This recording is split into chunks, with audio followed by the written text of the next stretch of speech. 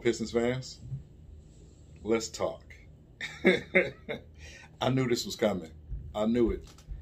I knew that as soon as Cade Cunningham didn't put up 30, 50 points, didn't have this excellent blow-away game, I knew this was coming. I knew for the people that don't even watch, I knew they were coming. Even on Twitter, NBA.com posted his stats. Everybody up under there, just, I mean, bust. That's all you seen. I've seen this before. My era, LeBron James, first Summer League game, 14 points. Got dunked on by somebody obsolete. Every single person said that LeBron James was going to be a bust and that he wasn't what all the hype was about. After his first Summer League game. I remember that like yesterday. I'm seeing the same thing today. If you did not watch the game, you do not comment on this video. If you did watch the game, you saw what I saw. Cade Cunningham definitely should have been a little bit more aggressive. He was a little too nice at times, passing the ball when I felt like he should have shot it. Should have went to the rack a little bit more and used his height a little bit more. But the turnovers, Tyler Cook. Tyler Cook. We all seen it. The lineups he had out there with him, horrible. Wyatt Saban-Lee on the floor, along with him and Killian Hayes, makes absolutely no sense to me. Saban-Lee cannot throw a rock in the ocean. Everyone knows that. Wide open, he passed up on the three-pointer a couple of times. Then he started taking some uncharacteristic three-pointers. Saban-Lee and Tyler Cook were absolutely horrible today. Horrible. Everyone had rebounds but Tyler Cook at times. Our point guard, Killian Hayes, 9 rebounds tonight. Sadiq Bayron rebounded the ball. Hell, Cade had some rebounds. Tyler Cook was horrible. And he stayed in the game. Not Garza, Tyler Cook. The spacing was terrible with them in the game. Horrible. It's like, what are you really trying to do? There's no reason you shouldn't have Garza at the 5, along with Sekou, Cade, Killian, and Sadiq. That is your lineup that needs to be out there. Coach J.D. Dubois, or whatever your name is. You getting your opportunity, you're not using it well. Horrible, terrible job. So, with that said, I'm loving all this bus talk. I hope they keep it going. Please keep it going. Because just like back then, not saying he's LeBron James in any way, shape, or form, but it motivates him. And I love that. It puts the chip on his shoulder now. Jalen Green had the chip on his shoulder because he felt like he was the #1 pick. Now it puts the chip on Cade's shoulder, and I love that. I love the fact that we get to play Houston the very next game that we have. That's going to be an awesome game. You better make sure you watch it. You better make sure you watch it.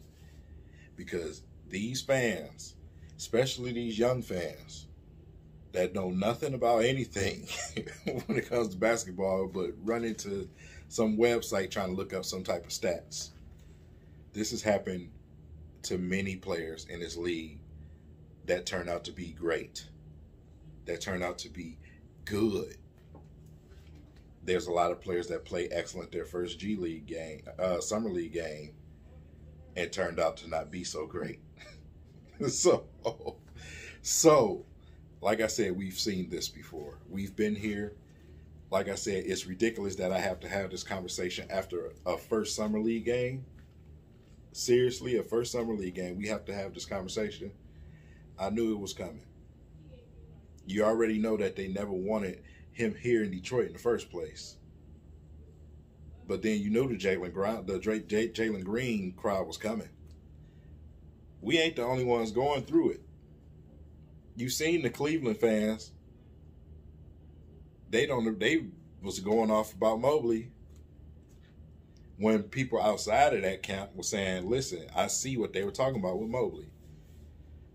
The first game of the G League is not about putting up these gigantic, gaudy numbers. It doesn't translate into the real NBA. It just doesn't work that way. Remember Trae Young's Summer League? He was horrible the whole Summer League. LeBron got better. And got better and better. Trae Young was terrible. What is your point? What's your motive? You just want to be right? Is that it? Because that ain't what this is the long haul thing here. The career over time. This is not the first day of Summer League pick. That's not what Cade Cunningham is. A lot of you guys love to do things prematurely, like a lot of you guys do with your women. So, listen, man. It's the first game of the NBA Summer League. Please stop. Stop with the bus labels. Please don't do that to yourself. You're just going to make yourself look bad. You're going to make yourself look really bad.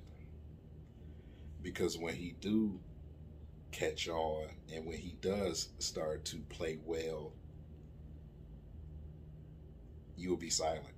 You won't say anything. You'll hide. You'll act like you are a Cade Cunningham fan from the beginning. When Jalen Green has his first bad game, it's the same thing. Because he's not going to have a great shooting night every night. It's just not who he is. He's playing off the ball. Cade Cunningham controls the ball. So when you're making passes to people like Tyler Cook tonight, Lord, help me. Constantly turning the ball over because of this man. Can't catch and hold on to the damn ball. For us that watch the actual game, we know. We seen it firsthand.